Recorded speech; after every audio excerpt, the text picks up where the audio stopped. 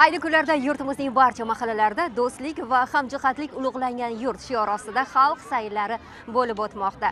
Sayxunobod tumanida bugungi kunda tojik, qirg'iz, qozoq, turk millatiga mansub bo'lgan turli millat vakillari istiqomat qiladi. Biz esa tumanning do'stlik mahallasidamiz. Mazkur mahallaning 50% dan ortig'ini aynan tojik millatiga mansub bo'lgan zamondoshlarimiz tashkil etadi. Erta tongdan mahallada xalq sayli mana shunday o'ziga xos yuqori kayfiyatda bo'lib o'tmoqda. Biz esa jarayonlar bilan sizlarni yaqindan tanishtirib o'tamiz. Assalomu alaykum, bayramlar muborak bo'lsin. Assalomu alaykum, bayram muborak bo'lsin. Do'stlik mahallasida bo'lyapti bugungi bayramimiz.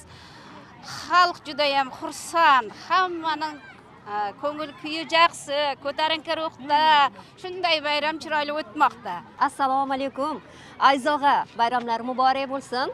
Mazkur saylda ham aynan Ozarbayjon millatiga mansub zamondoshlarimiz faol ishtirok etishyapti. Bugungi saylda qanday bir tayyorgarlik ishlarini amalga oshirdingiz? Umuman xalqning kayfiyati qanday? Avvalambor assalomu alaykum, xush kelibsiz. Bugun bizim bu mahalleye, Tojik mahalleye, bugün bu böyle bayramdır, Novruz bayramından hamımızı tebrik ediyorum. Bütün O'zbekistonning vatandaşlarıyla hamısını tebrik ediyorum bugün.